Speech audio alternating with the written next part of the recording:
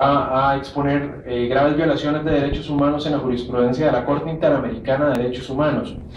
La máster, Alexandra Sandoval, tiene precisamente la maestría en Derechos Humanos y Derecho Penal Internacional de la Universidad de Utrecht, en Holanda. Cuenta con estudios especializados en impunidad y justicia, litigio y activismo en el Sistema Interamericano de Derechos Humanos del Washington College of Law de American University.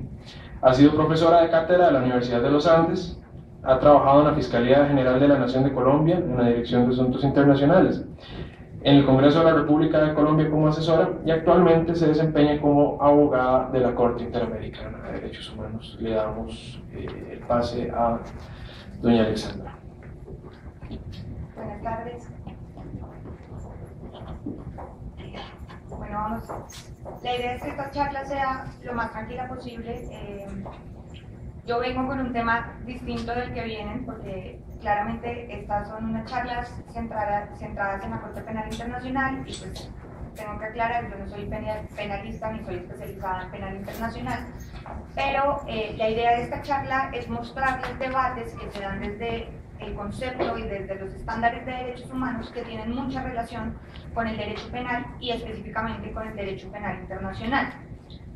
Si bien la Corte Interamericana y la Corte Penal Internacional manejan tipos de responsabilidad distinta, porque en la Corte Penal Internacional se juzgan individuos, esta Corte, por el contrario, juzga estados. Aquí la responsabilidad es estatal, por tanto, muchos criterios no coinciden, por ejemplo, carga de la prueba, tipos, aquí por ejemplo nunca van a oír hablar ni de dolo ni de culpa. Este tipo de cosas muy penales no se manejan porque la responsabilidad aquí es enteramente estatal.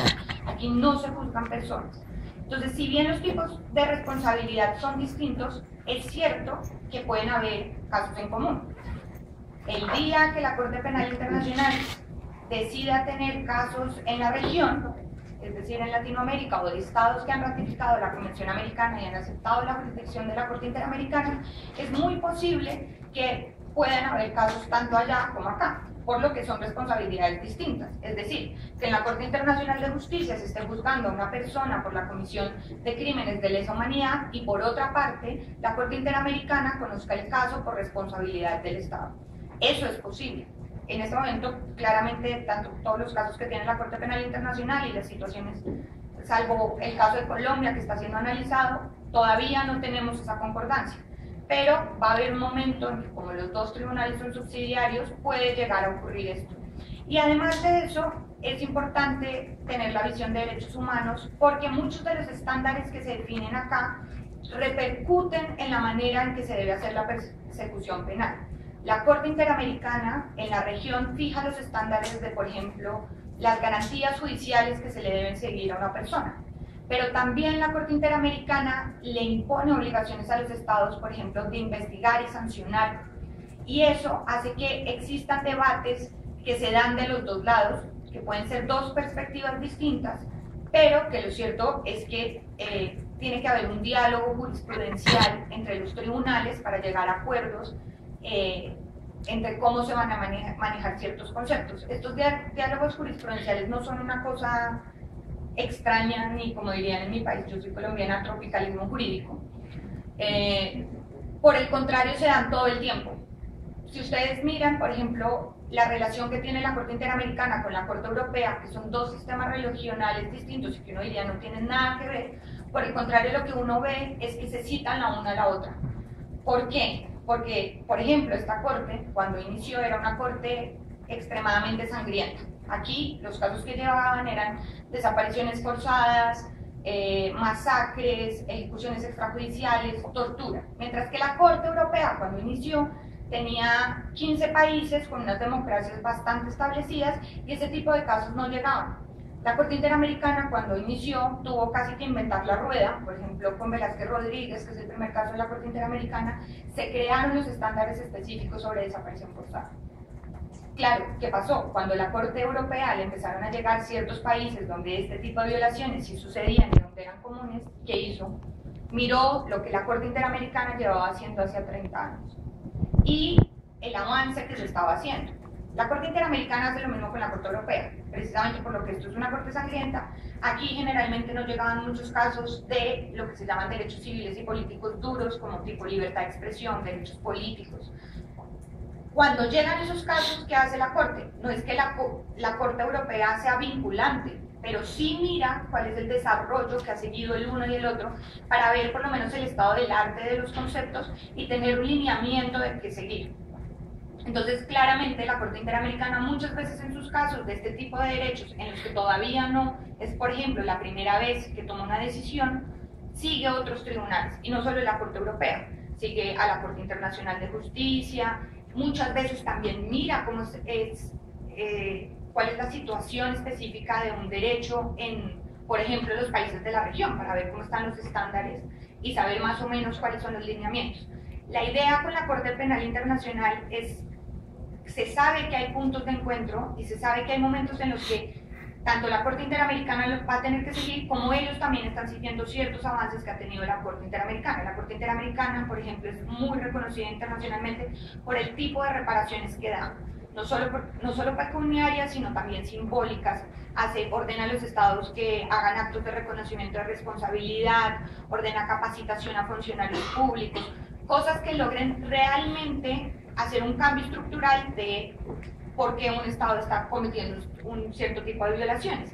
Y digamos que la Corte Penal Internacional, ahora que ya tiene su primera sentencia y que va a establecer quiénes son sus víctimas, pues ha tratado un poco de seguir esta idea de no solo damos reparaciones pecuniarias, que esto es algo que empezó la Corte. Entonces el diálogo existe, y como el diálogo existe, también existen los debates y existen las peleas. Y una de las grandes peleas que existe entre el derecho penal y la jurisprudencia de la Corte Interamericana de Derecho es el de graves violaciones de derechos humanos. La definición de qué es una grave violación de derechos humanos y los efectos que eso tiene a la hora de juzgar a una persona. La noción de graves violaciones o muy graves violaciones de derechos humanos ha sido usada por la jurisprudencia de la Corte Interamericana ampliamente desde Velázquez Rodríguez. Lo repiten todo el tiempo, esto es una muy grave violación de derechos humanos, pero la Corte nunca ha establecido una definición específica de qué es una muy grave violación. Aquí quiero hacer una aclaración. Para las víctimas, a veces es muy fuerte que les digan que la violación que se cometió en contra de ellos no es muy grave. Además, uno pensaría, si es una violación de derechos humanos, todas son graves. O sea, uno no debería tener que hacer un rango entre una ejecución extrajudicial y una restricción a la libertad de expresión, porque se supone que todos los derechos humanos están en igual peso y por tanto no deberían haber graves o muy graves o no tan graves. Pero lo cierto es que sí se usa en el lenguaje para darle unos ciertos efectos, para decir que las muy graves violaciones llevan efectos como, por ejemplo, que no prescriban. Es decir, que en el tiempo, no importa el tiempo que haya transcurrido, el Estado está en la obligación de investigar, juzgar y eventualmente sancionar a quienes cometieron el acto. Distinto, entonces para eso se usa el muy graves, pero no para decir que una es más o la otra, sino para darle una carga al efecto jurídico. Entonces, como la Corte nunca ha hecho una definición de cuál es exactamente, se ha dado ejemplos. Entonces, por ejemplo, la Corte ha dicho muy graves violaciones o graves violaciones son la tortura, la ejecución extrajudicial, la desaparición forzada, bajo esta idea. Y aquí es donde voy a empezar a hacer las distinciones de que hay delitos o sea, la Corte ha dicho dos cosas.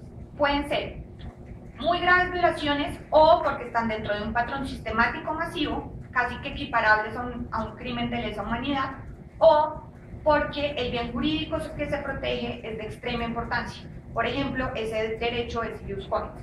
Entonces, por tanto, implica que tenga una protección reforzada y que violaciones contra ese tipo de derechos sean de mayor gravedad, por así ponerlo. Pero ha tenido casos en los que es claro el patrón sistemático y hay casos en los que, por ejemplo, son torturas que fueron cometidas por agentes estatales, pero no eran parte de una práctica estatal. Entonces, en este sentido se pueden entender de las dos maneras. La ONU ha dicho que las graves violaciones es una manera genérica, por ejemplo, de llamar los crímenes internacionales, es decir, crímenes de lesa humanidad, guerra, genocidio o agresión. En ese